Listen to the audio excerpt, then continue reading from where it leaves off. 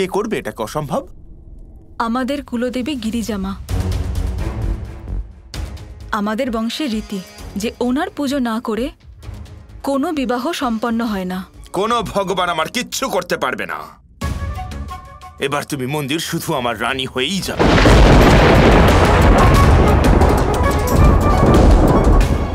তিলকটা লাগিয়ে দাও বৃদ্ধ।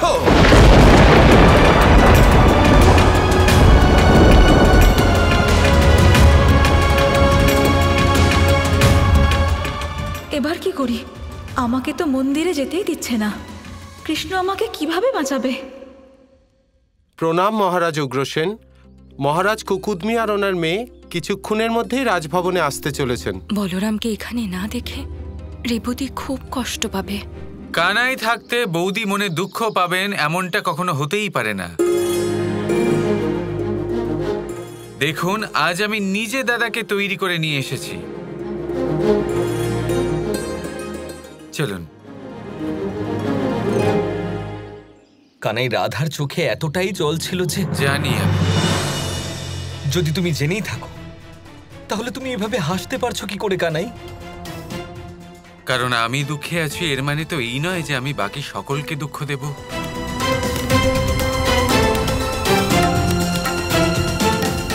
আপনারও হাসা উচিত। রেবতী বৌদি আর তার মায়ের প্রতি এটা হলো আপনার কর্তব্য।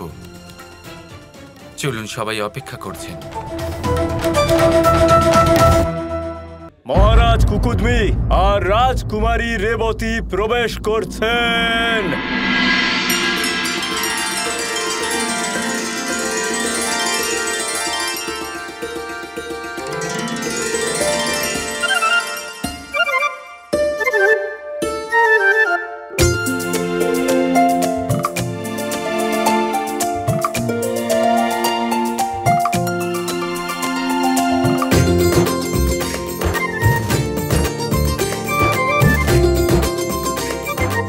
শেষ পর্যন্ত এত বছর বাদে রেবতীর বিবাহের অনুষ্ঠান শুরু হতে চলেছে।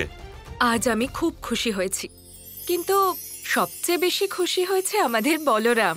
সব থেকে অধিক খুশি তো হলেন আমার বৌদি, আপনি দেখছেন না?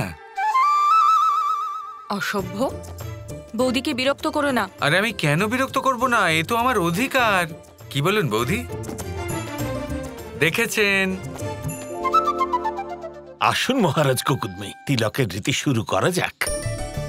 হ্যাঁ,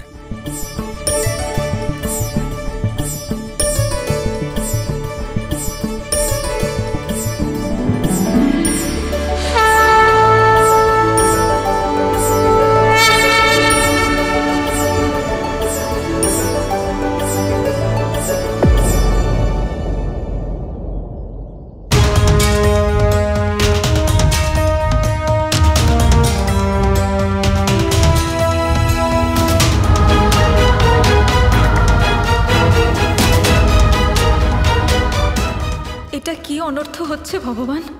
আমার তিলক শুধু কৃষ্ণের জন্য হওয়া উচিত, আর কারোর জন্য নয়। রাধার ইচ্ছেকে সার্থক করতে হবে রুক্মিণী। এবার এরকমই হবে।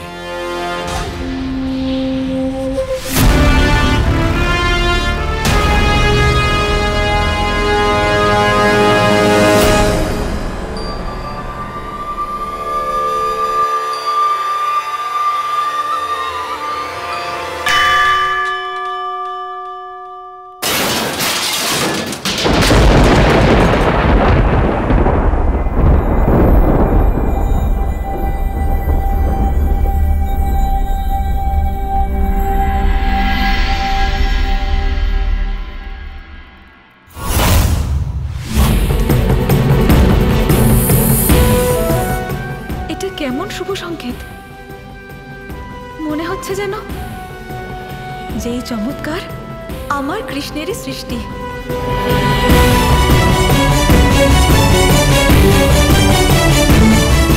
ওই, তোমাকে আমি মেরেই ফেলবো। না না, থামুন। এতে ওনার কোনো দোষ নেই। আপনি আমাদের কুলদেবীর অপমান করেছেন। আমি বলেছিলাম ওনার পুজো ছাড়া এই বিবাহ অসম্ভব।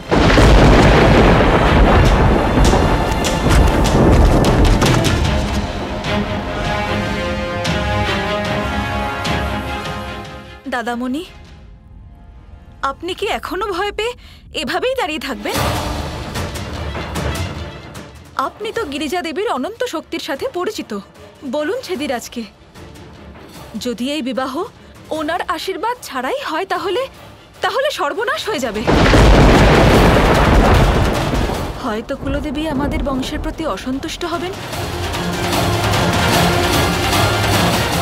সম্রাট, আপনি এই রুক্মিণীকে কুলদেবীর পুজোতে যেতে দিন, নয়তো অনর্থ হয়ে যাবে সম্রাট। কিরকম অনর্থ হয়ে যাবে? এই মূর্খ পাগল শিশুপাল, আমাদের যুদ্ধে কোন রকম বিপত্তি আসলে চলবে না। একটা পুজোরই তো ব্যাপার, করতে দাও। না, এভাবে নয়।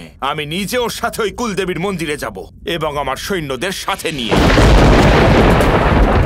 কিন্তু তার কি প্রয়োজন আছে? সৈন্যরা নিয়ে আসবে আমাকে। না, নিজের থেকে বেশি আমি কাউকে বিশ্বাস করি না।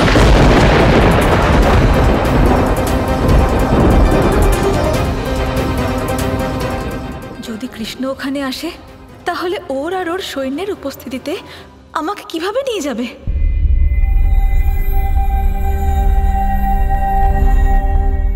কানাই আবার কোথায় চলে গেল?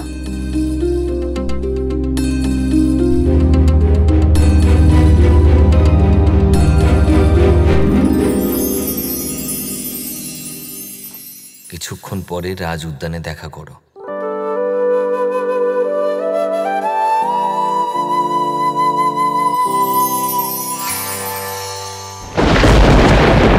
তাহলে তুমি এখানে আছো কানাই? তিলকের সময় তুমি ওখান থেকে চলে কেন এলে? তোমাকে কতক্ষণ ধরে খুঁজছি আমি।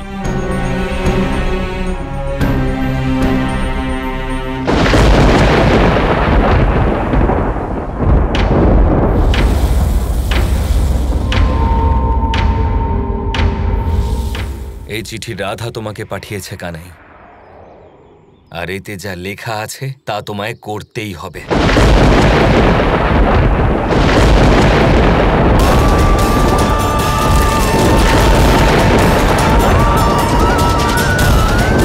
এই চিঠি আপনি কৃষ্ণকে দিয়ে দেবেন, আর ওকে বলবেন যে এতে যা লেখা আছে ও যেন সব পড়ে, আর যা রুক্মিণী চাইছে তা যেন পালন করে।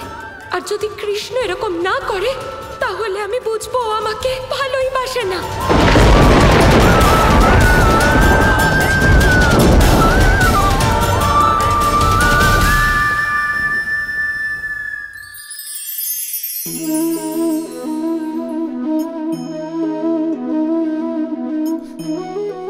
এই শুকনো পাতা দেখতে পাচ্ছেন?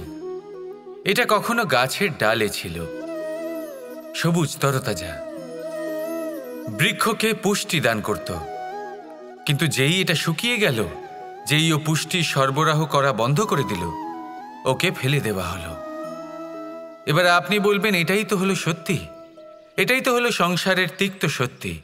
এই সংসার ততক্ষণ পর্যন্তই আপনাকে নিজের সাথে রাখবে যতক্ষণ আপনি নিজেকে উপযুক্ত বানিয়ে রাখতে পারবেন। আমি এটা বলবো না যে এটা হলো মিথ্যে, কিন্তু এটা অবশ্যই বলবো যে এটা সম্পূর্ণ সত্যি নয়। সম্পূর্ণ সত্যি হলো এটাই যে যদি আপনি চান তাহলে চিরকালের জন্য সংসারকে পুষ্টি দান করতে পারেন, আর চিরকালের জন্য সংসার আপনাকে নিজের সঙ্গে রাখতে পারে। কিভাবে? এই শুকনো পাতার উদাহরণই আপনাকে দিচ্ছি। এই শুকনো পাতা প্রথমে টুকরো হবে, তারপরে বৃষ্টির জলের সাথে গলে যাবে, তারপর সার হবে, তারপর সেই বৃক্ষের গোড়াতেই সমাহিত হবে, একটা নতুন অঙ্কুরকে একটা নতুন জীবন দেবে। তাহলে আপনি ভাবুন, আপনি নিজের জীবনের সাথে কি করতে চান? যদি কখনো আপনি পড়ে যান, অসফল হয়ে থাকেন, তাহলে আপনি কি এই উৎসাহ হারিয়ে ফেলবেন, নাকি আবার উঠে দাঁড়াবেন আর আবার এক নতুন সংসারের রচনা করবেন? সিদ্ধান্ত আপনার। রাধা রাধা।